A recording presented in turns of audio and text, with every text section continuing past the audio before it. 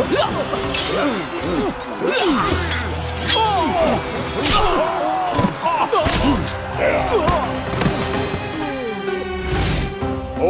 ब्रह्मदेवाय नमः। ओम ब्रह्मदेवाय नमः। जब उसने देवताओं के हाथों असुरों की पराजय देखी, तब वो वरदान पाने के उद्देश्य से ब्रह्मा जी की तपस्या करने चला गया।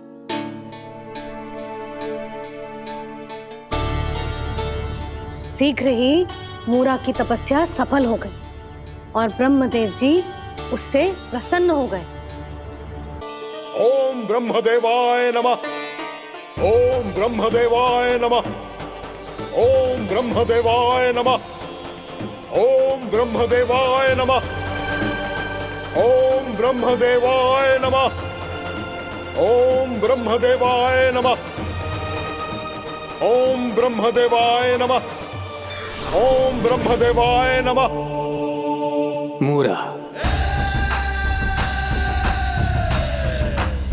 प्रणाम ब्रह्मदेव। तुम्हारी तपस्या सफल हुई। बोलो, तुम्हें क्या वर चाहिए? सृष्टि के रचयिता ब्रह्मदेव, कृपया मुझे ऐसा वरदान दीजिए जिसकी सहायता से मैं त्रिलोकी विजयी बन जाऊं और कोई देवता मुझे पराजित ना कर सके। यहां तक कि देवताओं के रक्षक, सृष्टि के संचालक भगवान श्री विष्णु के लिए भी मैं अपराजय रहूं।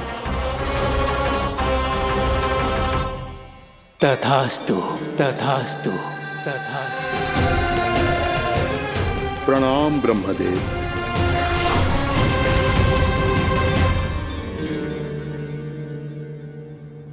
ऐसा वरदान पाकर मूरा बहुत अभिमानी होगा। यक्षों, किन्नरों, यहाँ तक कि देवताओं को भी युद्ध के लिए ललकारने लगा, पर किसी ने भी उसकी ललकार को स्वीकार ना करो, क्योंकि सभी उसकी शक्ति से बहुत भयभीत थे और उसके सामने युद्ध किए बिना ही अपनी पराजय स्वीकार करने लगे और फिर दंभ में आके उसने स्वर्ग लोक पर भी आक्रमण कर दिया और देवराज इंद्र तक को चुनौती दे डाली।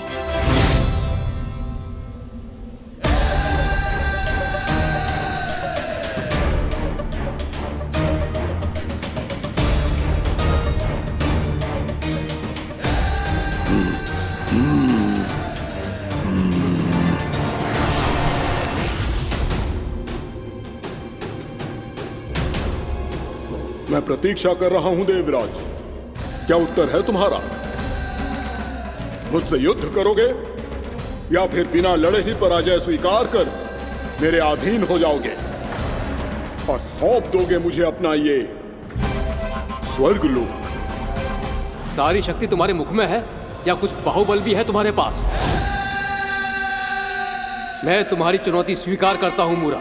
मैं तुम्हारी चुनौती स्वीकार करता हूं मूरा।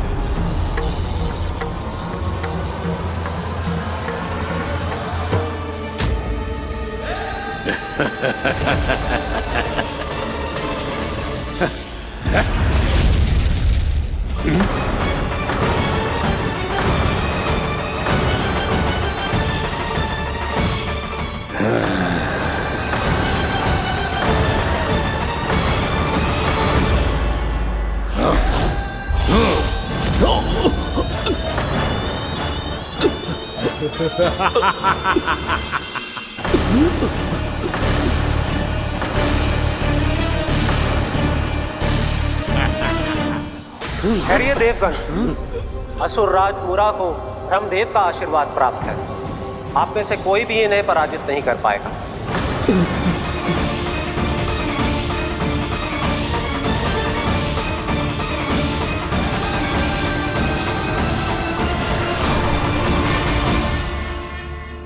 एक अवसर और देता हूं देवराज।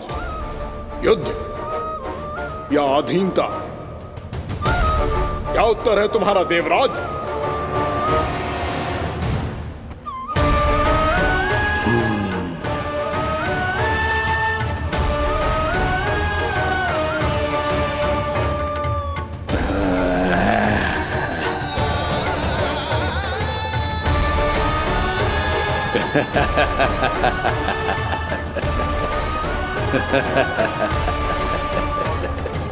इंद्र और सभी देवताओं ने मूरा के आतंक में आके उससे भयभीत होके अपना सिंहासन छोड़ दियो। अब मूरा स्वर्ग का अधिपति बन गयो और शीघ्र ही उसने अन्य सभी असुरों को स्वर्ग में निवास करने के लिए आमंत्रित कर दियो। और इस प्रकार से वो धीरे धीरे तीनों लोकों का सम्राट बन गयो। उसे किसी ने रोका नहीं मैया? ना लल्ला, इतना साहस किसी में था ही ना। और फिर ये निश्चित करने के लिए कि भविष्य में किसी और असुर की मृत्यु ना हो, वो यमराज पे भी विजय प्राप्त करने के लिए यमलोक की ओर प्रस्थान कर दियो। वो तो अपने आप को और सभी असुरों को अमर बनाना चाहता था। पर देवता और यमराज भी उसकी ये योजना समझ गए थे। इसीलिए उसके आने से पहले ही सारे देवताओं ने श्री नारायण से सहायता के लिए गुहार लगाई। अब केवल आप ही कुछ कर सकते हैं प्रभु।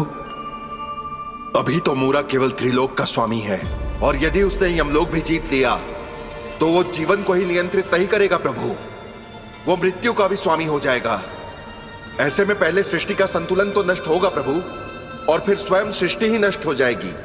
ऐसा नहीं होगा यमदेव, नियति ऐसा होने ही नहीं देगी। विधि रचेगी खेल और मैं बनूंगा माध्यम।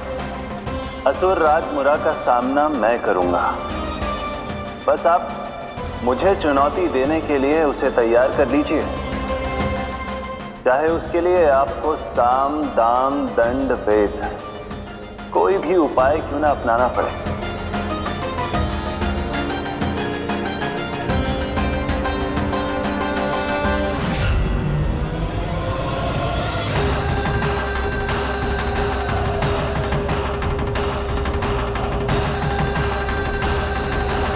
आप तो मेरी प्रतीक्षा में पहले से ही खड़े हैं यमदेव। तब तो आपने मेरी चुनौती के बारे में भी सुना ही होगा। कहिए, क्या उत्तर है आपका?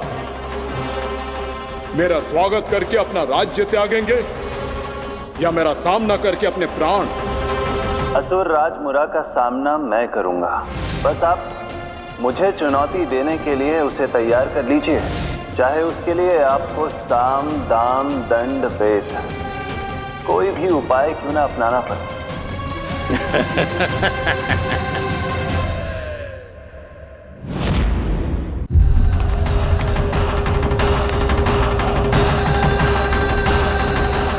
आप तो मेरी प्रतीक्षा में पहले से ही खड़े हैं यमदेव। तब तो आपने मेरी चुनौती के बारे में भी सुना ही होगा। कहिए, क्या उत्तर है आपका? मेरा स्वागत करके अपना राज्य त्यागेंगे या मेरा सामना करके अपने प्राण? हे असुर श्रेष्ठ, मैं आपकी अधीनता स्वीकार करने के लिए तैयार हूं। बस एक विनती है मेरी। शर्त को विनती का नाम देकर पहलाना चाहते हो मुझे यमराज? असुर राज मूरा के सामने शर्त रख पाओ, इतना सामर्थ्य नहीं है तुम में। इसका आभास है मुझे असुरराज, पर मैं आपकी अधीनता स्वीकार करूं इससे पहले आपको स्वामी धर्म का पालन करना होगा। मेरे पुराने स्वामी के क्रोध से मेरी रक्षा करनी होगी आपको। कौन है तुम्हारा पुराना स्वामी? भगवान श्री नारायण।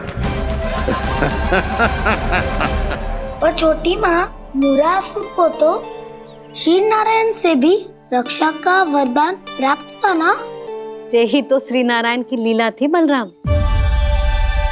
पर वो राक्षस अपने दम में जे समझ ही ना पाओ कि वो क्या भूल करने जा रहा है, और पहुंच गओ भगवान श्री नारायण को चुनौती देने के लिए।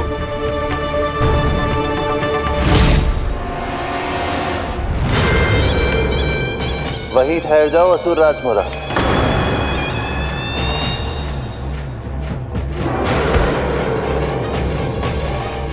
यहाँ क्यों आए? आपको पराजित करने और ये वैकुंठ जीतने, ताकि मैं यमलोक का स्वामी बन सकूं। फिर आओ, युद्ध भूमि में मेरा सामना करो।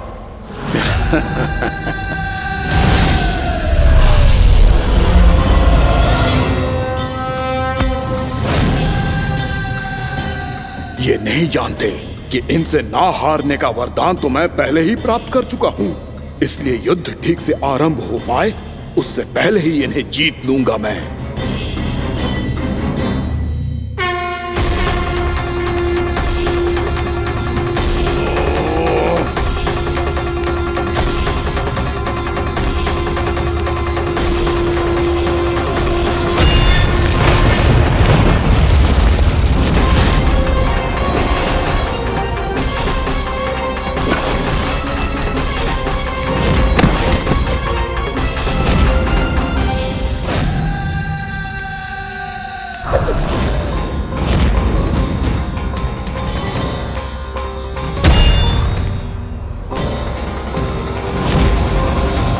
और इस प्रकार जे युद्ध वर्षों वर्षों तक चलता रहो। दोनों योद्धा पूरे ब्रह्मांड में अनेक अस्त्रों शस्त्रों के साथ युद्ध करते रहे।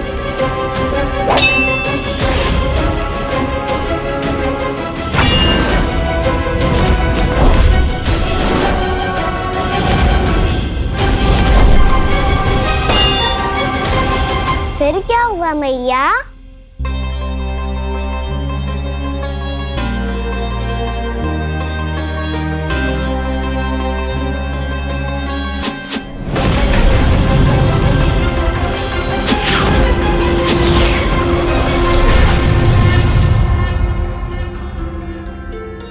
उस युद्ध को कभी समाप्त हुआ हो, पर कैसे? शीघ्र ही वो राक्षस थक गौ लल्ला।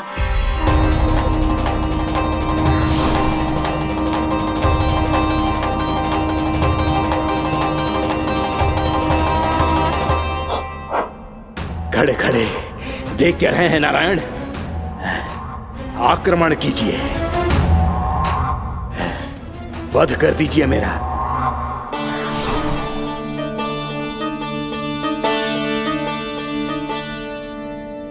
मैं तुम्हारी वीरता से प्रभावित हूं,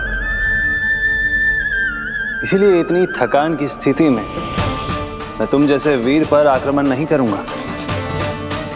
जाओ, विश्राम करो। यदि फिर से युद्ध करने की इच्छा हो तो तुम्हारा स्वागत होगा।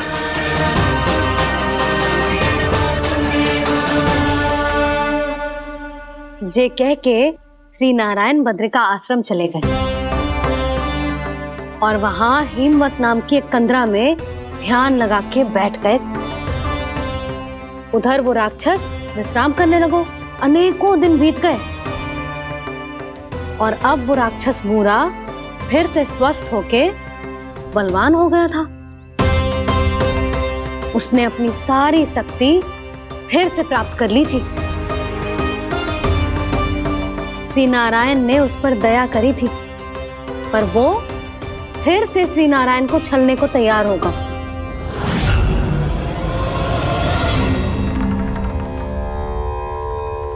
ध्यान में बैठे बैठे श्री नारायण योग निद्रा में चले गए, पर दुष्ट मूरा इसी अवसर का लाभ उठा के उनकी कंदरा में घुस आयो, ताकि वो सोते हुए श्री नारायण पे आक्रमण कर सके।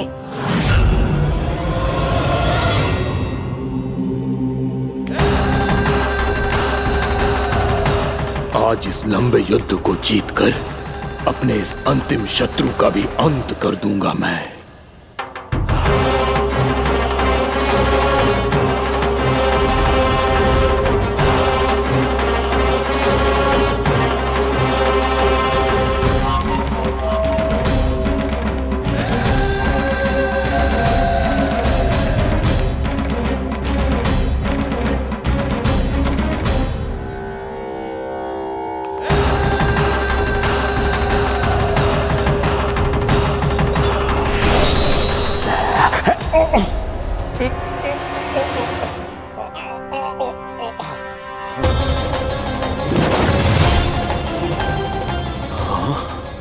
दुष्ट राक्षस!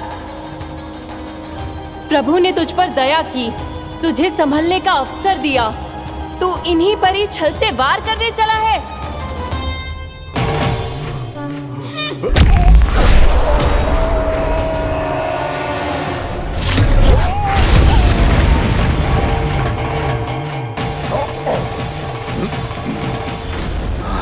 मैं अजय हूँ, मुझे कोई पराजित नहीं कर सकता। ब्रह्मा का वरदान है मुझे। तूने नारायण से अपराजय होने का वरदान मांगा था मूर्ख, उनकी शक्ति से नहीं। ध्यान से देख, मैं तेरी मृत्यु हूँ, मृत्यु।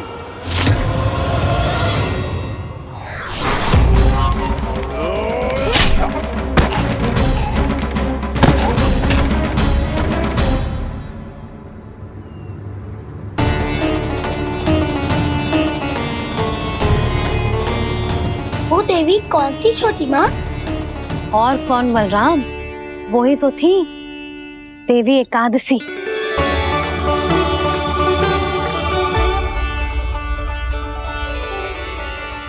मुझे क्षमा कीजिए प्रभु, आपकी आज्ञा के बिना ही युद्ध करके आपके शत्रु को मृत्यु के घाट उतार दिया। क्षमा नहीं, आपकी तो प्रशंसा होनी चाहिए देवी। असुर राज को मारकर आपने सभी देवताओं को मुक्त करवाया है। इस पापी के अहंकार से तीनों लोकों की रक्षा की है आपने। आप एकादशी की तिथि पर मेरी एकादश इंद्रियों से उत्पन्न हुई हैं। इसीलिए मेरे सभी भक्त आपको उत्पन्न एकादशी के नाम से जानेंगे। सभी तिथियों में आपका स्थान सर्वश्रेष्ठ होगा। जिस तरह आपने राक्षस के आक्रमण से मेरी रक्षा की है, उसी प्रकार एकादशी के दिन व्रत करके जो भी भक्त आपकी कथा सुनेगा, मैं स्वयं उसकी रक्षा करूंगा। जो आपकी पूजा करेगा, उसे मेरी विशेष कृपा प्राप्त होगी और उसके साथ साथ उसे मिलेगा धन, सिद्धि और मोक्ष।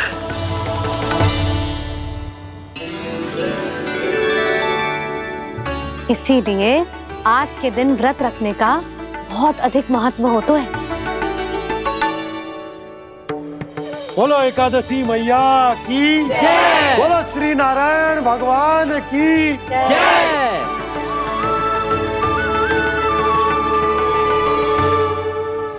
प्रभु की कृपा से एकादशी का महत्व भी पता चल गो और मेरा व्रत भी सफल होगा। अभी नहीं भूला रहा, एकादशी का व्रत पूरी तरह तभी सफल होता है जब द्वादशी के दिन उसे पूरा किया जाता है।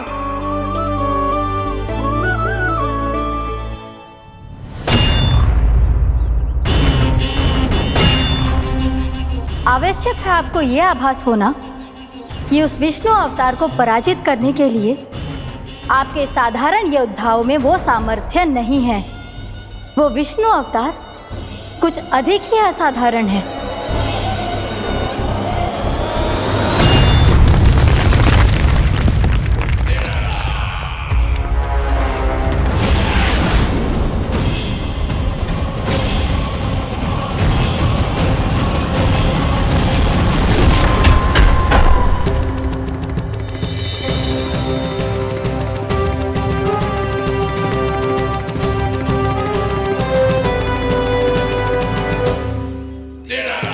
अब मैं दिखाऊंगा उस विष्णु अवतार को असाधारण शत्रु क्या होता है।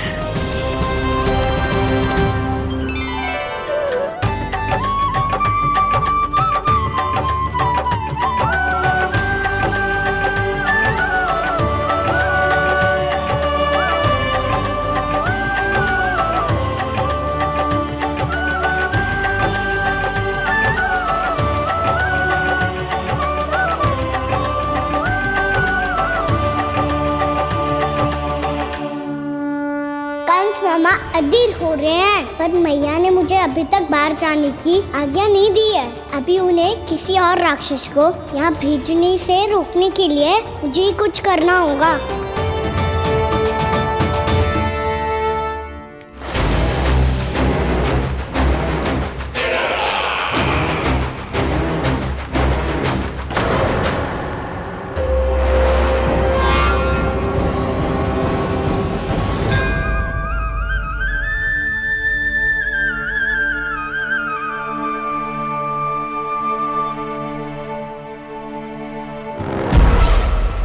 कौन हो तुम?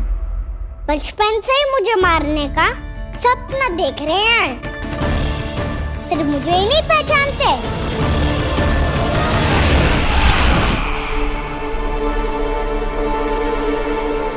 बचपन से विष्णु अवतार। कोई कान्हा बुलाता है तो कोई मुरलीधर पुकारता है, कोई माखन चोर कहता है, कोई कहता है चिच्चोर।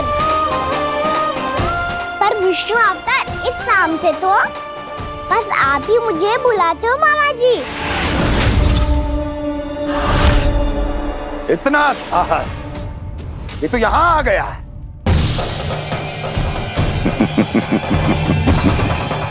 यहाँ आ तो गया तू विष्णु अवतार, किंतु यहाँ से जीवित नहीं जाएगा। तेरे इस शीश को तेरे धड़ से अलग कर दूंगा मैं।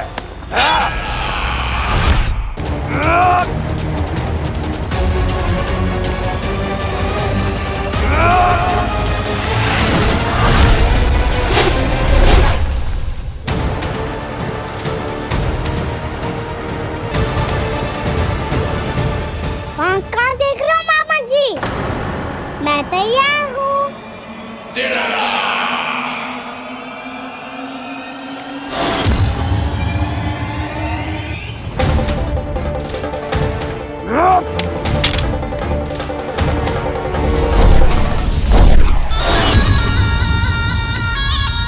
मामा जी, आप सदैव इसी तरह क्रोध में रहते हो क्या?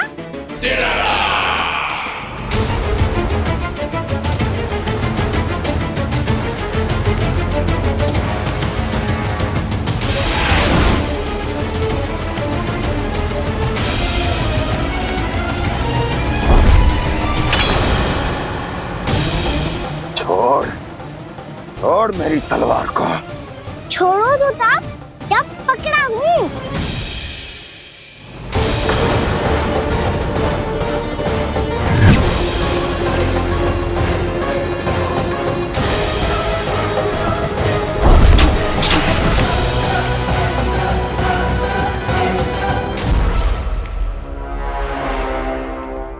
मामा जी,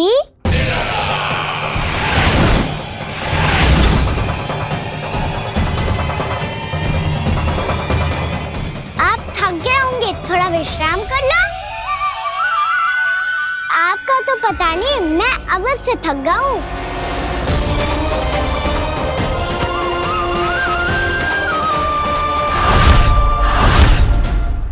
मेरे सिंहासन पर बैठने का तो साहस।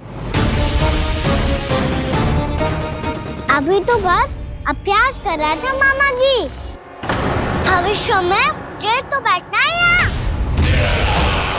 आपने बल प्रयोग करके से अपने पिताजी से छीना था, मैं आज छीन लूंगा।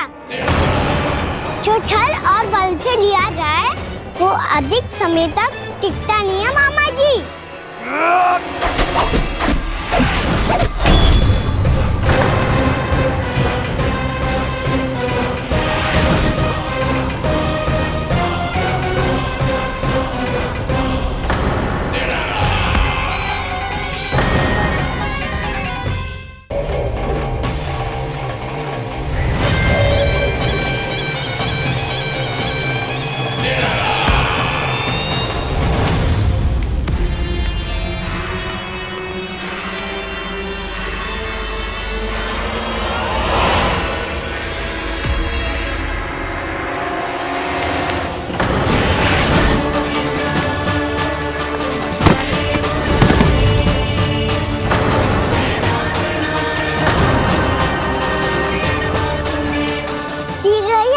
सिंहासन छोड़ना होगा।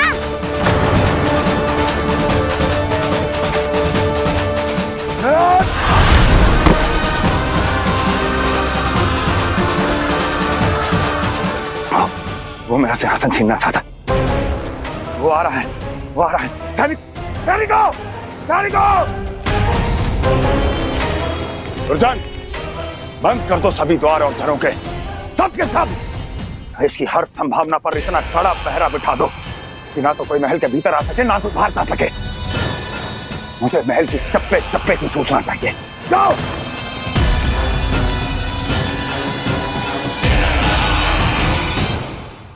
सिंहासन।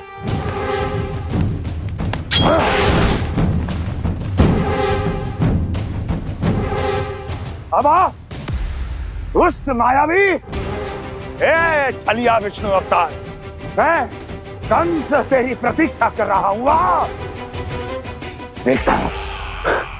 देखता हूं मेरे सिंहासन पर कैसे बैठता है तू। मुझे तो बस कुछ समय चाहिए था, वो मिल गया। अब करते रहिए आप प्रतीक्षा।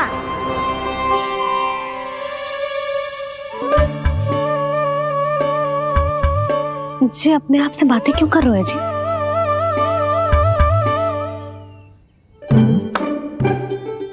आप मुस्कुरा क्यों रहे हो? ना कछु ना। बताओ क्यों मुस्कुरा रहे हो? तुम ही पर गए हैं जी। जब तुम व्रत करती हो तो तुम भी ऐसा ही करती हो। इसी प्रकार भूख अधिक लगने पर अपना ध्यान भटकाने के लिए स्वयं से ही बड़बड़ाती रहती। होगा। आपको तो बस मेरा उपहास उड़ाने के लिए बहाना चाहिए।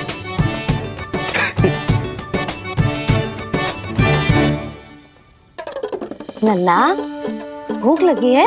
ना मैया, व्रत करे तो भूख कैसे लगेगी?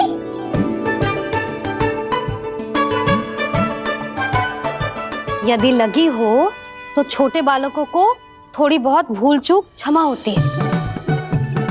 कछु ना तो फल तो तू खा ही सकते है।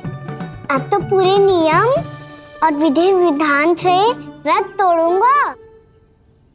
कल द्वादशी के सुबह मुहूर्त के अनुसार। ठीक।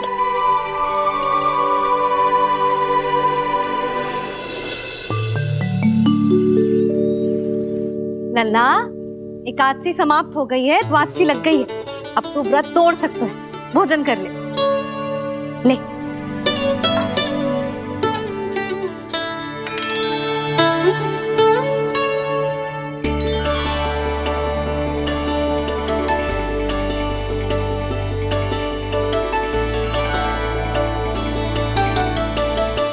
आज तो कार्य कर लीजिएगा। मैं ना चाहती कि सब गांव वाले फिर से आपका उपहास उड़ाएं। अरे, इसी क्षण कार्य आरंभ करना आवश्यक ना है। कुछ खा तो लो। कल भी पूरे दिन व्रत में रहे, अब तो कुछ खा लो। ना, अभी बिल्कुल भूख ना है। और हाँ भगवान, तुम्हें चिंता करने की आवश्यकता नहीं है। आज मैं किसी को भी 2 शब्द कहने का अवसर नहीं दूंगा। अरे, कुछ खाओगे पियोगे नहीं तो कैसे रहोगे?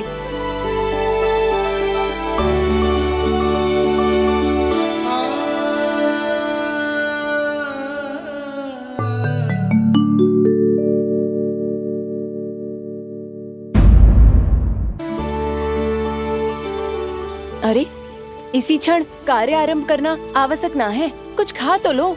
ना, अभी बिल्कुल भूख ना है। और हाँ भगवान, तुम्हें चिंता करने की आवश्यकता नहीं है। आज मैं किसी को भी 2 शब्द कहने का अवसर नहीं दूंगा।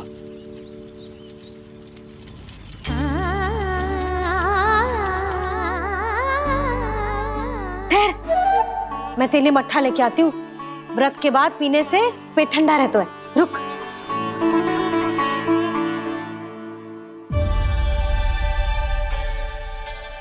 भक्तों ने अभी तक व्रत नहीं तोड़ा है, मैं कैसे तोड़ लूं? भूख कहाँ से होगी? श्री हरि नाम से पेट तो भर लेते हो। श्री हरि श्री हरि श्री हरि।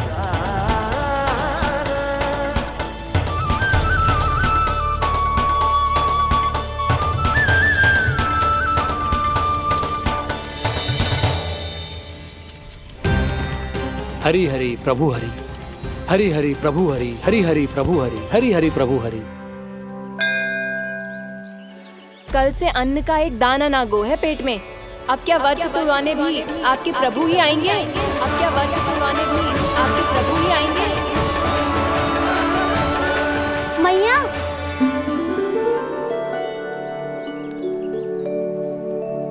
मैया पहले व्रत तोड़ के कच्चू खा तो लो। अभी ना, लौट के आने के बाद। हाँ,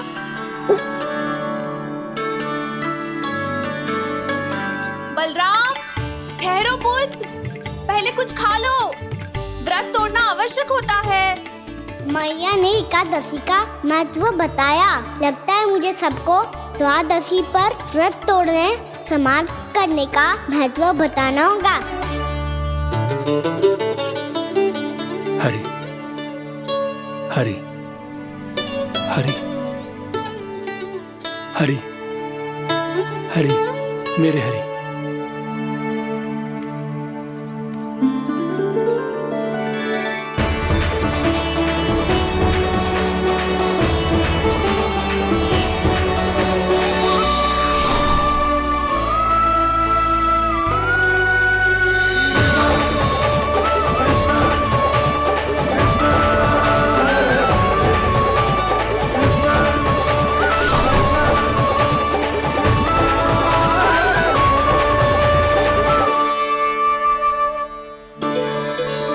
अभी अभी तो मैंने बच्चों की मां को वचन दिया था कि आज किसी को शिकायत करने का अवसर ना दूंगा, और अब मैं प्रभु श्री हरि की कल्पना जसोमती रानी के लल्ला में ही करने लगा। ना ना, ये ठीक ना है।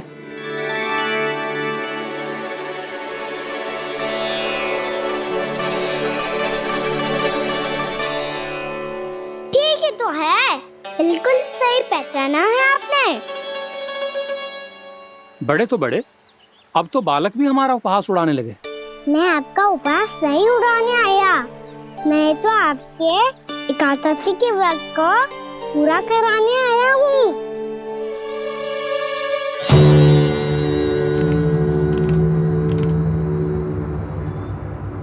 कान्हा,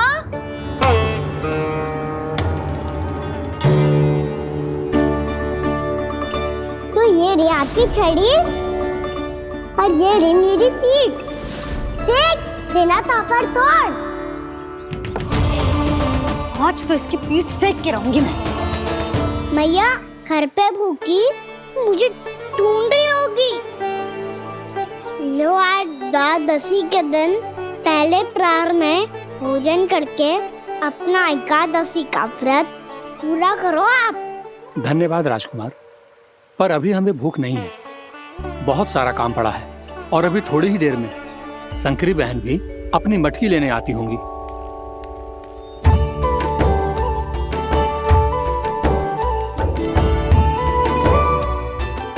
पर मैं आपका व्रत पूरा कराए बिना नहीं जा सकता।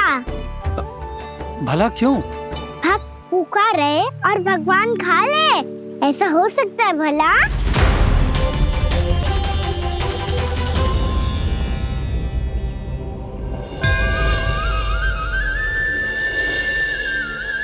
ये कैसा भ्रम हो रहा है मुझे? मुझे लगता है अपना काम करना चाहिए। द्वादशी के पहले प्रहर में व्रत पूरा करना बहुत आवश्यक होता है, ना तो एकादशी का व्रत भी पूरा ना मानो जातो। इतनी सारे ज्ञान की बातें तुम्हें कैसे पता है लल्ला?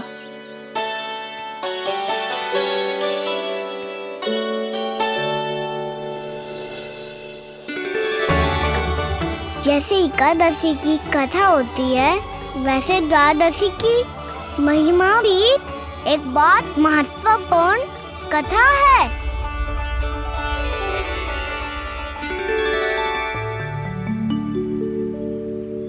कैसी कथा? बिल्कुल सही समय पे आई हो आप, क्योंकि आपको ये कथा आपको अवश्य सुननी चाहिए।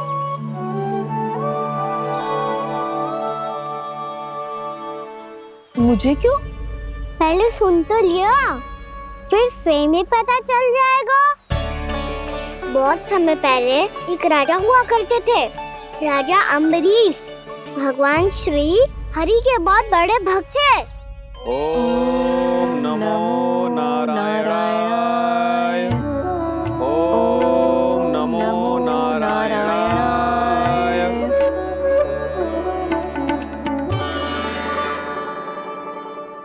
नेक पुण्य के काम करते थे वो। अपनी पत्नी के साथ हरि का नाम जपते रहते थे। उन्होंने 12 माह एकादशी का व्रत करो, निर्जल पास किया, और जब उनकी 12वीं एकादशी का व्रत द्वादशी के दिन तोड़ने का समय हुआ, तभी महर्षि दुर्वासा अपनी 100 शिष्यों के साथ उनके महल में पधारे। प्रणाम स्वीकार करें महर्षि। आप जैसे महान ऋषि मेरे राज्यसभा में आए, वो भी ऐसे अवसर पर जब मैं और मेरी पत्नी निरंतर 12 एकादशियों के बाद अंतिम एकादशी का व्रत तोड़ेंगे। इससे बड़े सौभाग्य की क्या बात हो सकती है हमारे लिए। आज आपके साथ साथ मेरा और मेरे शिष्यों का एकादशी व्रत भी पूरा होगा। संभव है प्रभु की इच्छा यही हो कि हम सब अपना व्रत एक साथ तोड़ें। ये तो अत्यधिक प्रसन्नता की बात है महर्षि। तो फिर ठीक है, हम सब यात्रा से थके हैं। व्रत तोड़ने से पहले हम स्नान करना चाहते हैं। जैसी आपकी इच्छा महर्षि। जब तक आप लोग लौटेंगे तब तक आपके सारे प्रबंध यहाँ हो चुके होंगे।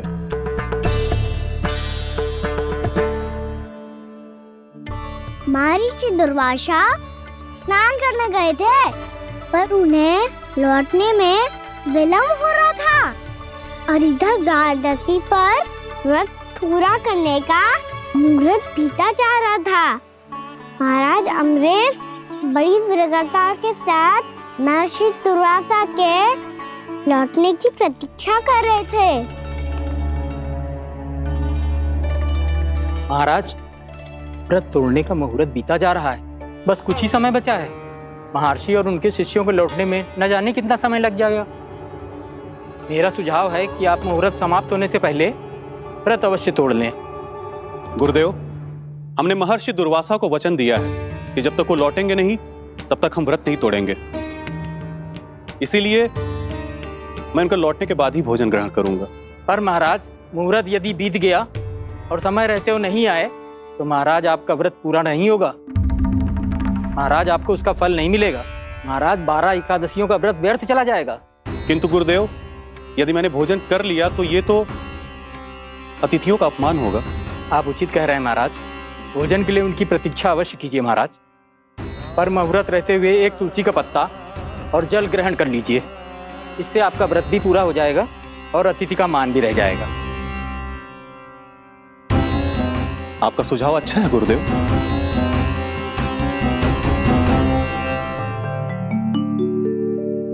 जैसे ही महाराज ने तुलसी का पत्ता खाया,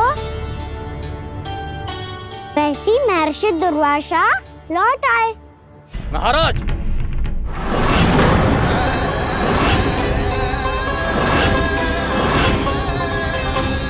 महाराज को उपास तोड़ते देखते बहुत क्रोधित हो गए।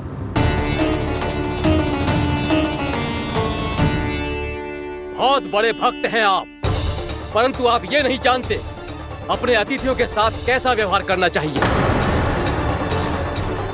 आपने हमें साथ भोजन करने का वचन दिया था, पर अपना व्रत क्यों तोड़ा आपने?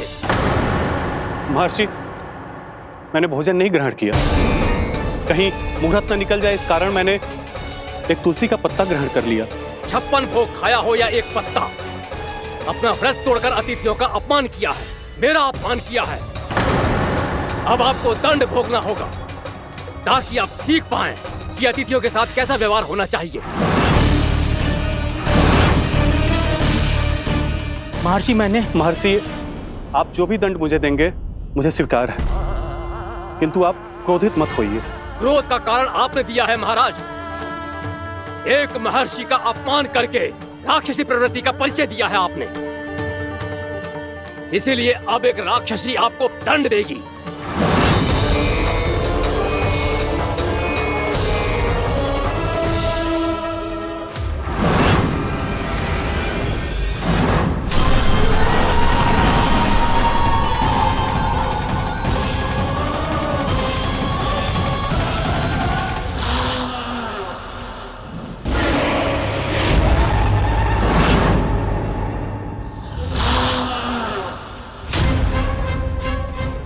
हे प्रभु, यदि मैंने सच में महर्षि का अपमान करने की भूल की हो तो मैं उसका परिणाम भोगने के लिए प्रस्तुत हूं। ओम नमो नारायणाय, ओम नमो नारायणाय नमः।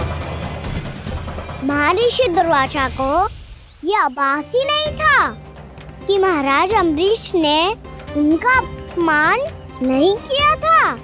फिर भी उसे अपमान मान के वो श्री नारायण के भक्त पे संदेह कर रहे थे। मैंने भी तो भोला राम की भक्ति पे संदेह किया था। हे नारायण, ये क्या पाप हो गया मुझसे। संदेह किसी अपमान से कम ना हो तो, और भगवान सब सह सकते हैं, पर उनके प्रिय भक्तों का अपमान सहन ना कर सकते। इसीलिए उन्होंने हस्तक्षेप करने का निर्णय लिया।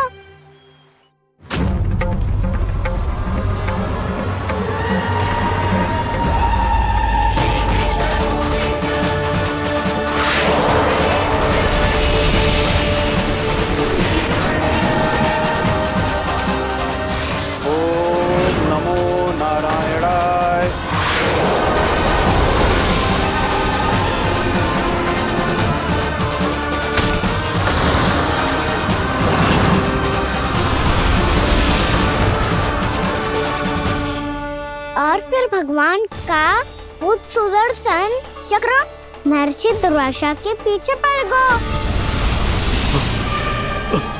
ये चक्र तो मेरी ओर बढ़ रहा है। ओम नमो नारायणाय। ये कैसे संभव हो सकता है? कोई रोको इसे, कोई रोको इसे।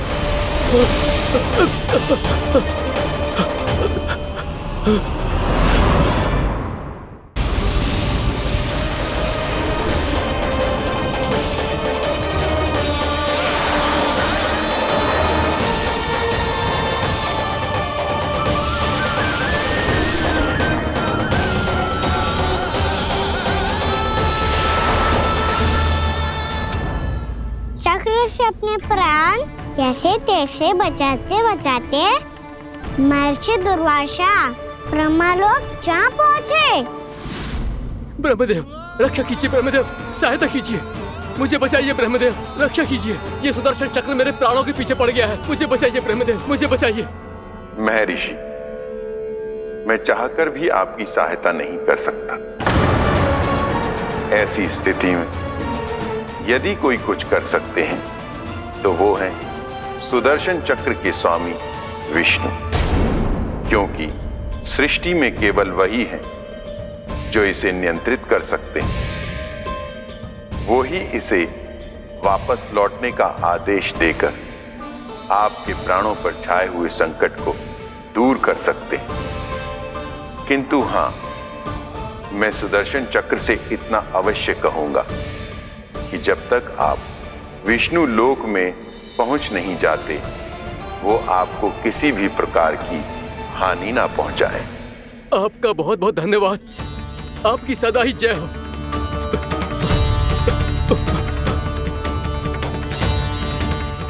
फिर क्या था? भागते भागते महर्षि दुर्वासा सीधे भगवान श्री हरि के शरण में बैकुंठ पहुंच गए। त्राहिमाम प्रभु, त्राहिमाम, मुझे बचाइए, मेरी सहायता कीजिए प्रभु, मेरी सहायता कीजिए।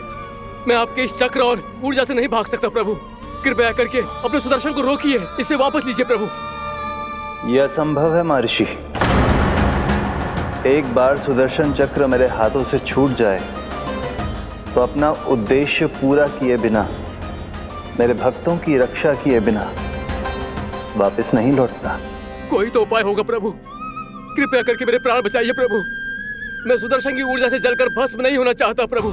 आप जो कहेंगे मैं करूंगा प्रभु, मेरी सहायता कीजिए प्रभु, मेरी सहायता कीजिए। उपाय है, किंतु मुझे नहीं लगता कि आप वो कर पाएंगे। मैं अवश्य करूंगा, मैं अपनी प्राण रक्षा के लिए कुछ भी करूंगा प्रभु।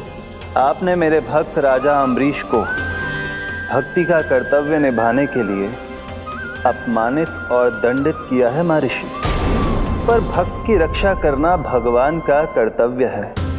इसलिए यदि आप भक्त राजा अम्बरीश के पास जाकर क्षमा याचना करें और यदि वो आपको क्षमा कर दे तो ही ये चक्र आपके प्राण लिए बिना लौट सकता है। अन्यथा आप तो जानते हैं महर्षि, मेरे भक्त का अपमान मेरा अपमान। भक्त का अपमान भगवान के अपमान से कम ना हो तो है। महर्षि दुर्वासा को भी ये बात समझ आई और फिर उन्होंने महाराज अम्बरीश से क्षमा याचना की। महाराज महाराज महाराज महाराज महाराज मुझे क्षमा करें महाराज, मुझसे बहुत बड़ी भूल हो गई महाराज, मुझसे बहुत बड़ी भूल हो गई महाराज। महर्षि, आप हमारे चरण छुए ये उचित नहीं। महाराज महाराज अम्बरीश, आप नारायण के सच्चे भक्त हैं। मैंने आपको अपमानित किया, दंडित करने का प्रयास किया महाराज। इस अपराध के लिए मुझे क्षमा कीजिए महाराज, और इस सुदर्शन चक्र से मेरे प्राण बचाइए महाराज।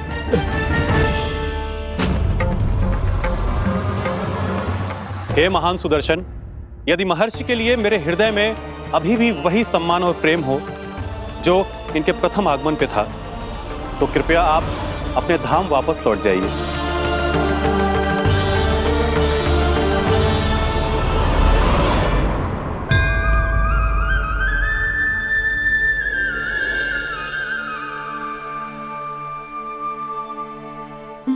आपका बहुत बहुत धन्यवाद महाराज अम्बरीश।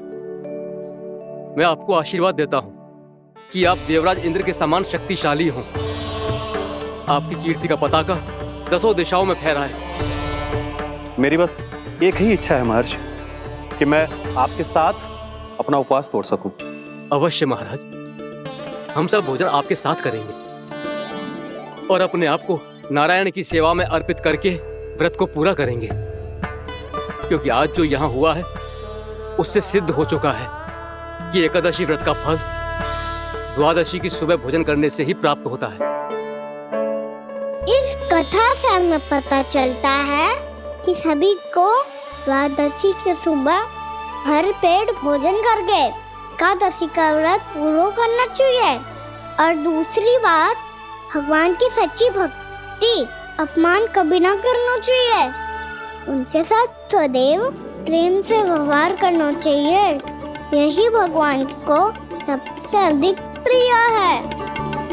भैया भोला राम, मैंने भी श्री हरि पे तुम्हारे विश्वास का उपहास उड़ाया था, मुझे क्षमा कर दो। ना ना, आप क्षमा मांगकर मुझे लज्जित मत करो, आप तो मेरी बहन जैसी हैं। जब महर्षि दुर्वासा जैसे महान ऋषि को भी प्रभु के भक्त से क्षमा मांगनी पड़ी, तो मैं तो बहुत ही तुच्छ हूँ। मुझे आपकी किसी भी बात का बुरा ना लगा। पर पता है प्रभु को कौन सी बात सब भूला रखता है? कौन सी बात? जब उनका भक्त भूखा रहे, हमें भी अपना व्रत पूरा ना करे।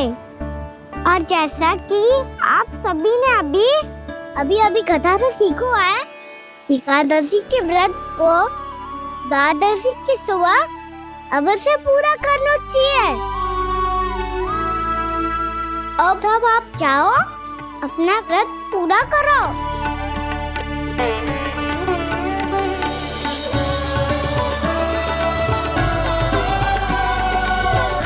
मैं आपके लिए जल लेके आती हूँ।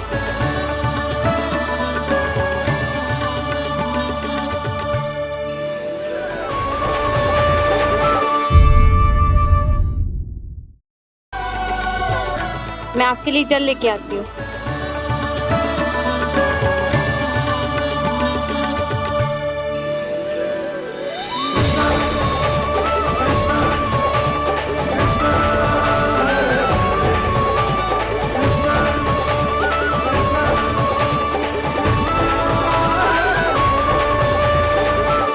यो खाओ।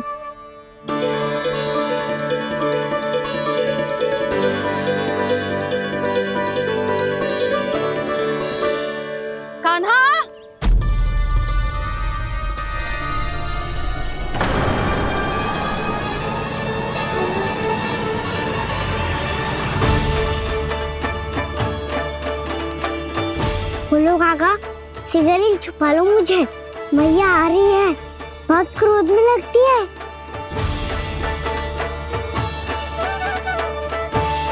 आज तो बहुत दंड मिलेगा।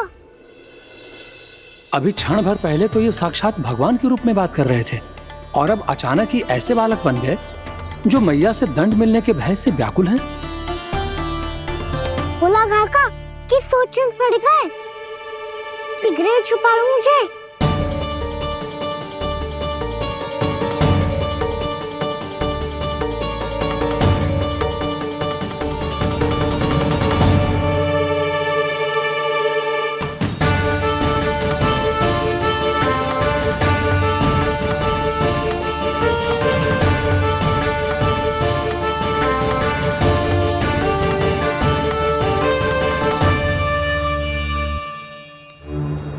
बोला जी, कान्हा को देखो है क्या? मैंने तो अपने प्रभु को देखा है। मैं अपने लल्ला को ढूंढ रही हूँ, उसे देखो है आपने? वही तो मैं भी कह रहा हूँ जसोदा रानी, मैंने सिर्फ और सिर्फ अपने प्रभु को देखा है। ये तो अब भी अपनी भक्ति में ही खोया हुआ है, इससे पूछ के कछु लाभ ना है, मुझे ही ढूंढना पड़ेगा।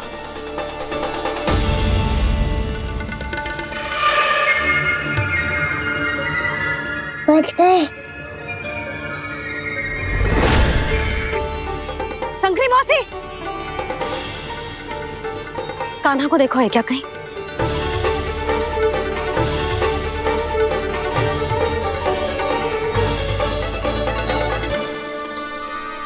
बोला काका, मुझे सिगरेट निकालो ना यहाँ से, भैया फिर से इधर ही आ रही है। सब कहते थे श्री हरि मेरे घर ना आ सकते। देखो आज प्रभु आ गए, उन्होंने अपने हाथ से मेरा व्रत पूरा कराया। हाँ आते हैं और आगे भी आएंगे हमारे श्री हरि हमसे मिलने और आके मोक्ष देंगे, है ना?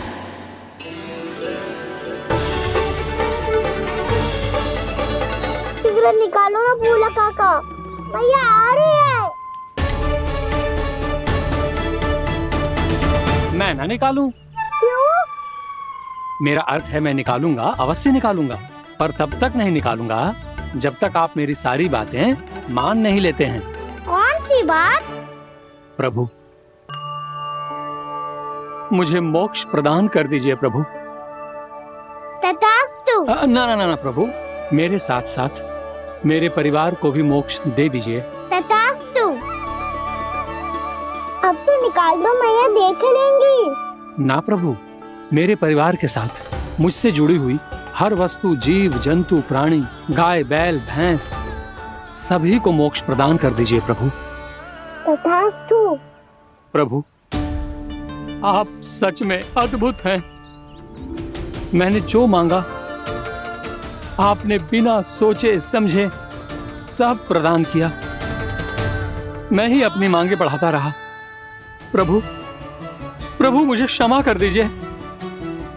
प्रभु मुझे क्षमा कर दीजिए।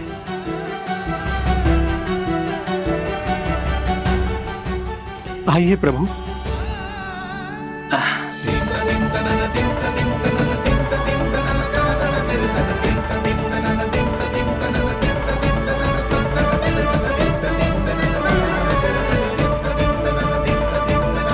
प्रभु, आप तो प्रभु हो, हरि हो, भगवान हो।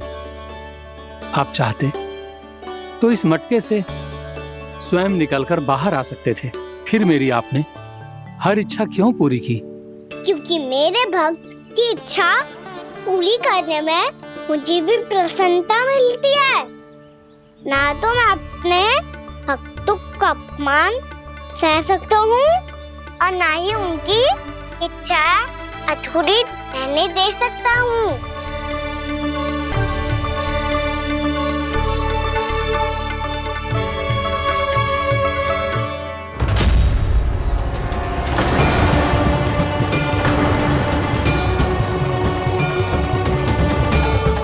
क्या कही थी तूने? हाँ, कि तू फिर से छल ना करेगा।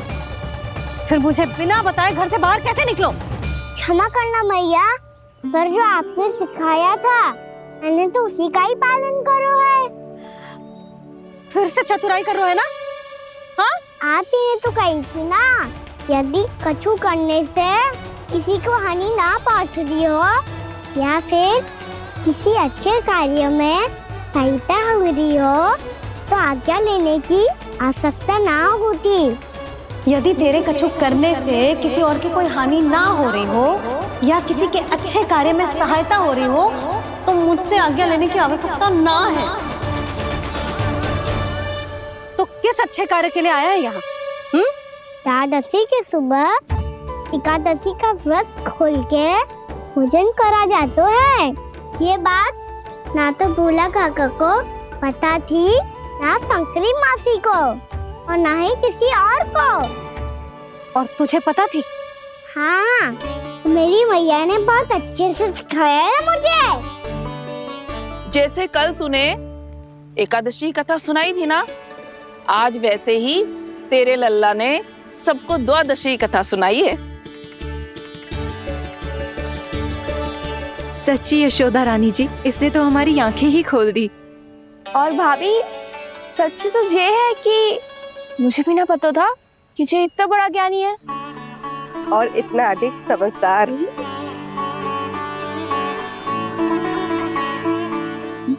द्वादशी की कथा? वो तो मैंने इसे कभी सुना ही ना है। फिर इसे कैसे पता थी? रानी जी, जो स्वयं भगवान हैं, भला उन्हें कैसे कुछ नहीं पता होगा। मैंने तो इन्हें पहचान लिया। और हाँ, आप सब लोग भी इन्हें अपने अंतर मन की आंखों से देखिए, हो सकता है इन्हें पहचान पाएं। ये कोई और नहीं है, श्री नारायण है, मेरे श्री हरि, मेरे प्रभु। जय श्री हरि।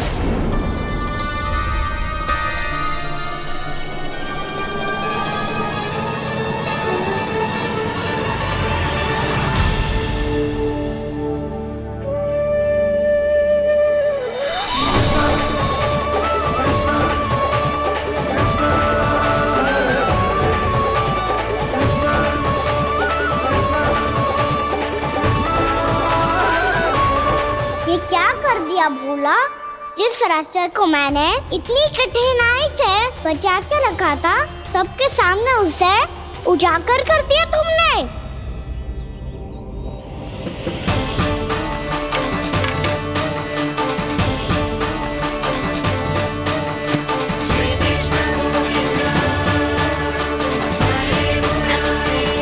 नारायण, नारायण, श्री नारायण।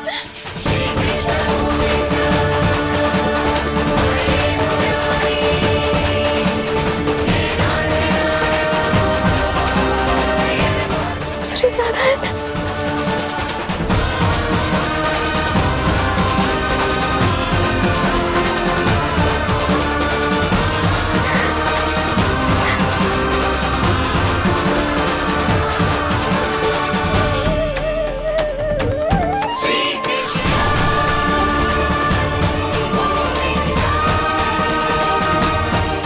श्री नारायण प्रभु।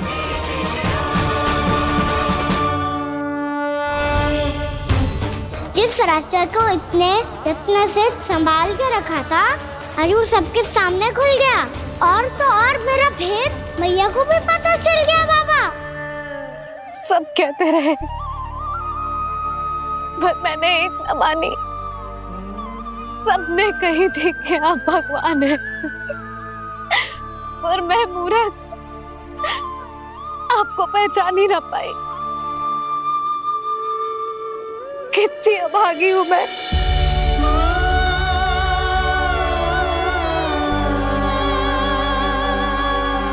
जिस मुंह से मुझे आपकी महिमा गानी चाहिए थी, उसी मुंह से मैंने आपको डांटा है।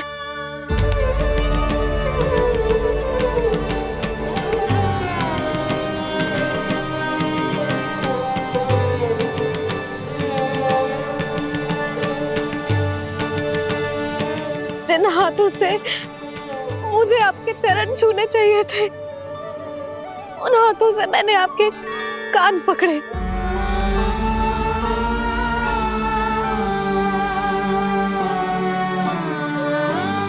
मुझे तो आपकी सेवा करनी चाहिए थी प्रभु, और मैंने आपको दंड दियो,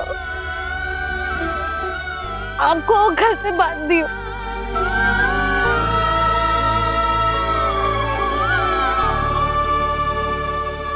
बावली हो गई थी प्रभु, अपने श्री नारायण को, अपने प्रभु को एक साधारण सा बालक समझ लियो मैंने।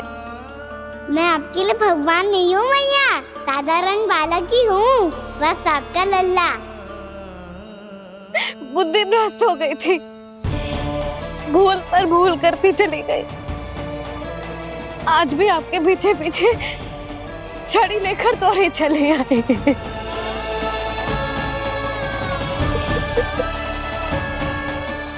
अपने आप को दोष मत दो मैया, आपके ममता के लिए तो जन्म लिया है मैंने, हमारा मन बदलने मत दो। मेरे लिए वही पुरानी भैया बनी रहो आप, और मुझे रहने दो आपका वही नटखट लल्ला। मुझे क्षमा कर दो प्रभु, मुझे क्षमा कर दो। बाबा ये कैसा अंत हो गया आज? मैया तो मुझे भगवान मानने लगी, पर मैं इसे स्वीकार नहीं कर सकता। अभी नहीं बाबा, इतनी शीघ्र नहीं। आप ऐसे खड़े क्यों बाबा? कुछ ऐसा करो ना कि मैया फिर से मेरे मैया बन जाए। उनकी दृष्टि में भक्ति नहीं, ममता चाहिए मुझे। कान्हा, मेरे सामर्थ्य में हो तो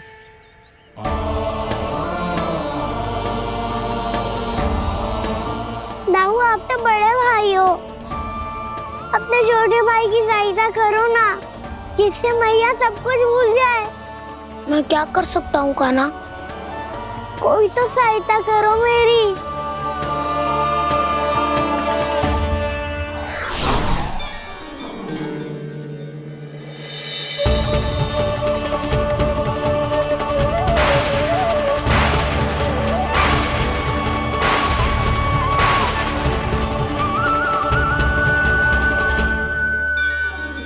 अपने आप को संभालिए प्रभु।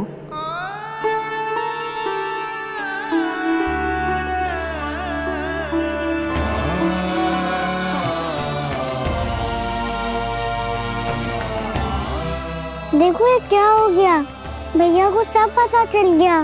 अभी तो मुझे मैया की ममता का शौक बुरी तरह मिला ही नहीं था। योग माया,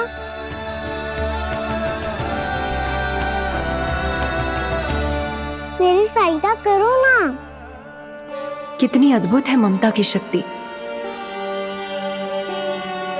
भगवान को भी एक साधारण बालक बना देती है। बालक की बना रहना चाहता हूँ मैं, नहीं चाहता दिव्य होना, नहीं चाहता भगवान बनना। बस मैया की गोद में रहकर ममता की रस से सेम को भी घनो जाता हूँ। इनकी डांट फटकार का सुख पाना चाहता हूँ। कुछ भी करे योग माया, पर इन सबको भुला दो मेरा सत्य।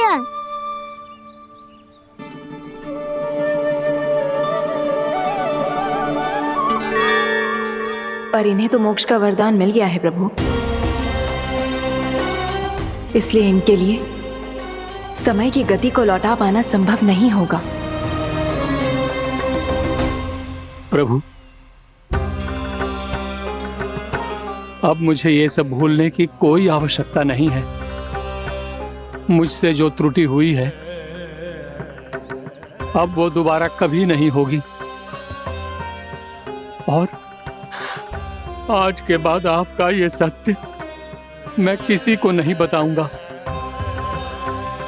प्रभु, क्योंकि मुझे पता चल गया है कि आपका यशोमती मैया के लल्ला बने रहना कितना आवश्यक है।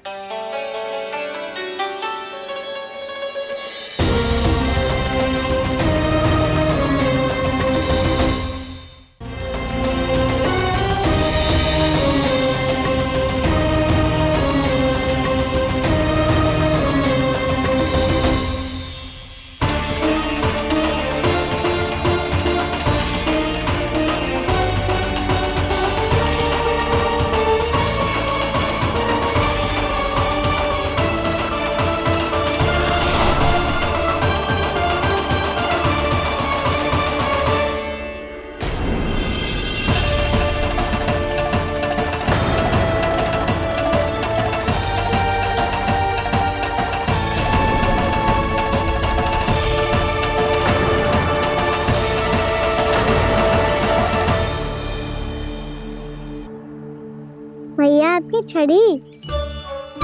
पहले चुपके से भाग जातो है, फिर स्वयं ही छड़ी में पकड़ा रो है? नटखट कहीं का। हंसी आ रही है? अरे किस बात पे इतनी हंसी आ रही है रे? हाँ?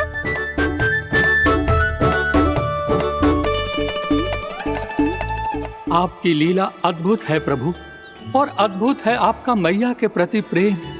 हंसी ना है मैया, ये तो प्रसन्नता है, अपने मैया से मिल जाने की प्रसन्नता। अच्छा, ढूंढ मैं तुझे रही हूँ और तू कह रहे हो कि मैं मिल गई तुझे। तू घर चल लल्ला, अच्छे से पिटाई करूंगी तेरी।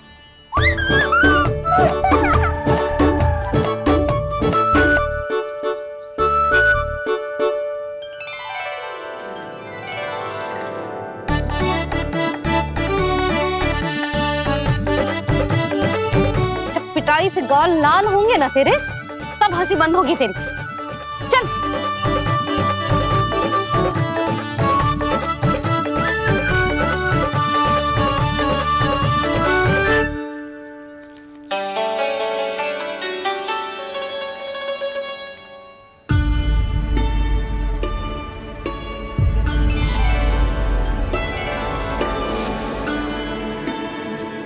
लगता है भैया की और चतन स्मृति वापस आ रही है।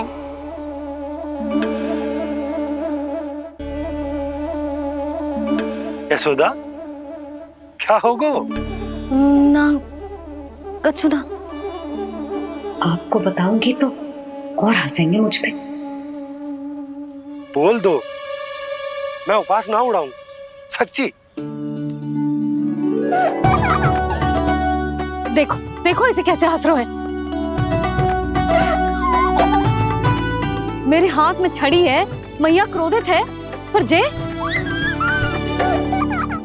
तनिक में बहना लग रहा है इसे।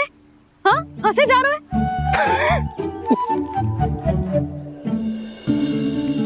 दोनों बाबा लल्ला एक जैसे हो। चल तू, चल चल। दाऊ, आप तो बड़े भाई हो, अपने छोटे भाई की सहायता करो ना, जिससे मैया सब कुछ भूल जाए। सुबल, तू कछु खा क्यों ना रहो है? व्रत करना था तो बलराम के जैसे कल कर ले तो। कल तो एकादशी भी थी। कान्हा के बिना कछु करने का मेरा मन ही ना कर तो। बात तो सच्ची है, उसके बिना गोचारण भी ऐसा लगता है जैसे कितना भारी कार्य है, व्यवस्था में करना पड़ता है। सही कह रहे हो तुम दोनों। मैं तो गोपालक भी इसलिए बना था ताकि कान्हा के संग खेलने को मिल जाए। बलराम तो हमारा सगा कम और मुख्य अधिक है।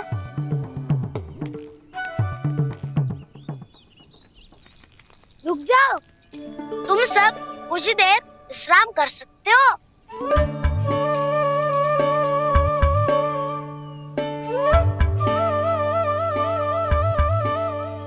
तू बोल। ना मैं ना बोलूंगा, तुम दोनों ही बोलो।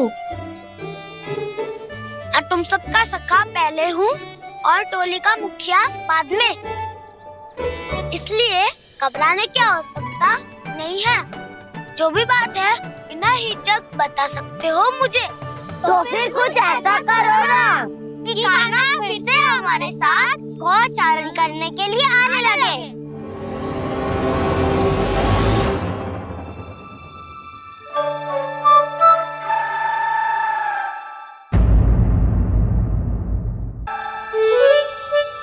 बिना कछु बताए भाग गओ।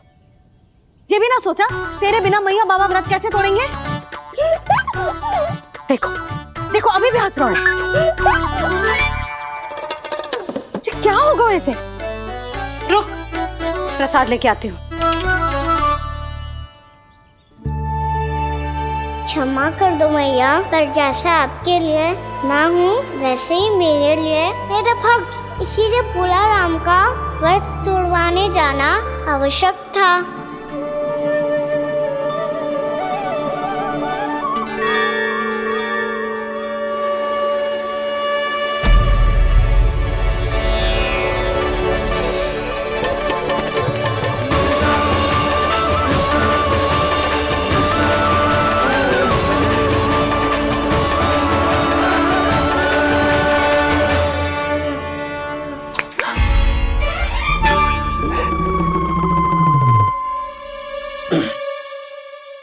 सुधा, फिर से खो गई तुम। अरे कौन से स्वप्न लोक में चली जाती हो तुम बार बार? हमें भी बताओ। माया का प्रभाव ममता पर अधिक समय तक नहीं रह पाता प्रभु। अरे बोलो ना यशोदा, क्या सोच रही थी?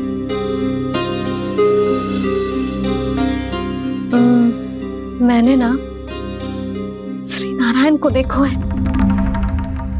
हाँ तो वो तो मैं भी देख रहा हूँ, यही तो है हमारे सामने।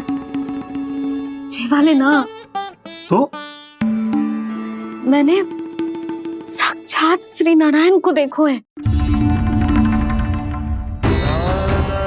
वो भी अपने कान्हा के भीतर देखो। कान्हा के भीतर? ना मतलब कान्हा और ये दोनों आमने सामने थे।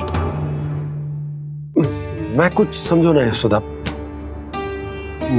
नारायण और कान्हा दोनों आमने सामने थे? ना, मेरे कहने का अर्थ है कि कान्हा और श्री नारायण एक दूसरे के आगे पीछे थे। अच्छा, तो मतलब श्री नारायण आगे थे और कान्हा पीछे था। पर अगर कान्हा पीछे था तो तुमने कैसे देखा?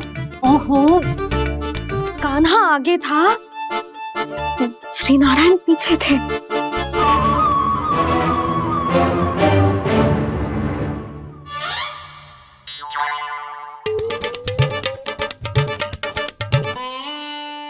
यशोदा, एक बार फिर से सोचकर बताओ कि नारायण आगे थे या कान्हा आगे था?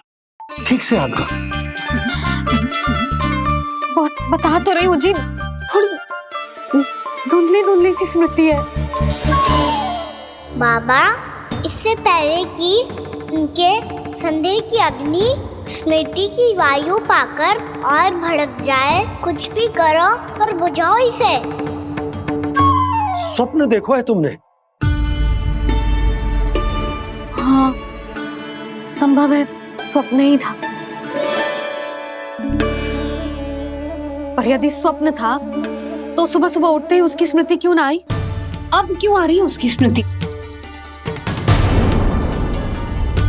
और वो भी तब से जब से मैं भोलाराम के यहाँ से कान्हा को लेके आई हूँ। और जब मैं गई थी तो छड़ी मेरे हाथ में थी, पर फिर कान्हा ने मुझे छड़ी दी और मैं बैठी हुई थी। इस बीच कछु तो हुआ है। भैया की अचेतन स्मृति वापस आ रही है। अब मुझे ही कुछ करना होगा। मुझे लगता है जी, जब मैं वहाँ गई ना, भैया व्रत पूरा करने का सुबह मुहूर्त निकल जाएगा और अब तो भूख भी बहुत तीव्र लग रही है। हे नारायण, मैं तो भूल ही गई कि लल्ला भी तो कल से भूखा है।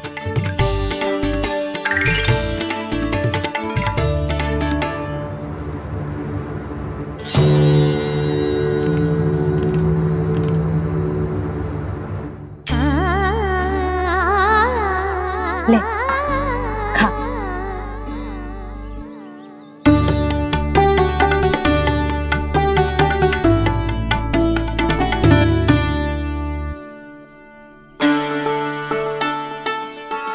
संतान की चिंता में सब कुछ भुला दे, ऐसी ही होती है ममता। और कान्हा को अच्छे से पता है कि इसको लाभ कैसे उठाना है। हाँ बाबा, लाभ ना, मैं तो मैया की ममता का आनंद उठाना चाहता हूँ, जितना संभव है उससे भी अधिक।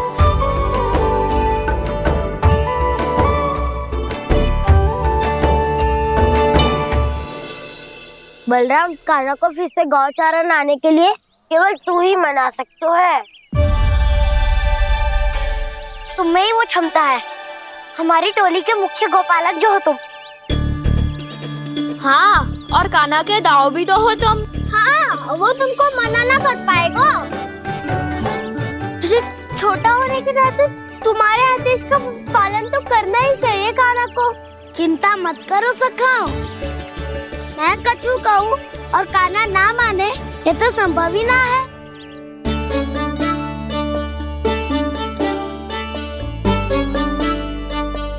आज जो हुआ ना जाने और कितने समय तक मेरा सत्य आपसे छिपा रह पाएगा, इसीलिए आपसे अधिक से अधिक समय मैं आपके साथ ही बिताऊंगा। मैंने कह दिया तो समझ लो, पत्थर पे रेखा खिंच गई। कल से कान्हा हम सबके साथ अवश्य आएगा। अपना सारा समय हमारे साथ बिताएगा वो।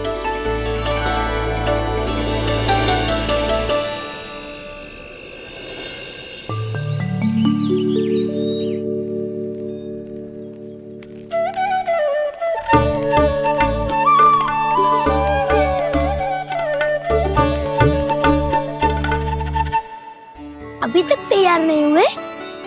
तैयार? गौचारण के लिए चलना है ना, तुम्हें लेने आया हूँ। नाना दाऊ, मैं ना चल सकता, मुझे आज्ञा ना है। वो तो माखन चोरी के लिए भी नहीं थी। उस दिन जो वक्कासुर के सामने चले गए थे तुम, तभी तो नहीं थी आज्ञा। इसलिए आज्ञा का बहाना मत ही बनाओ ना।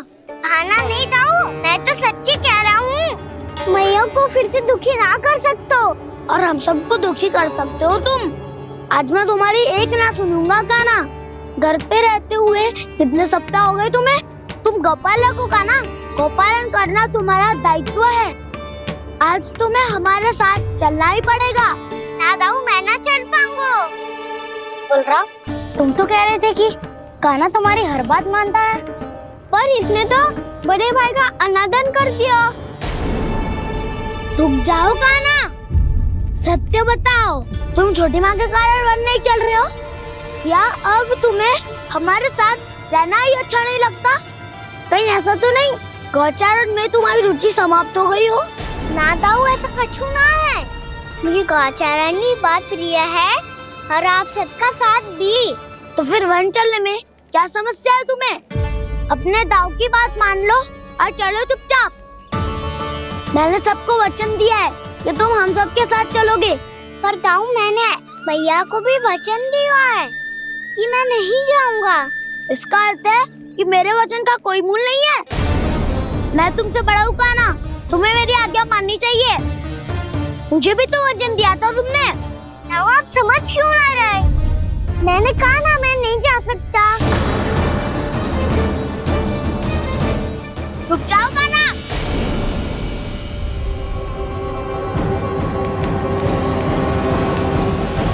ऐसे कैसे नहीं आ सकते?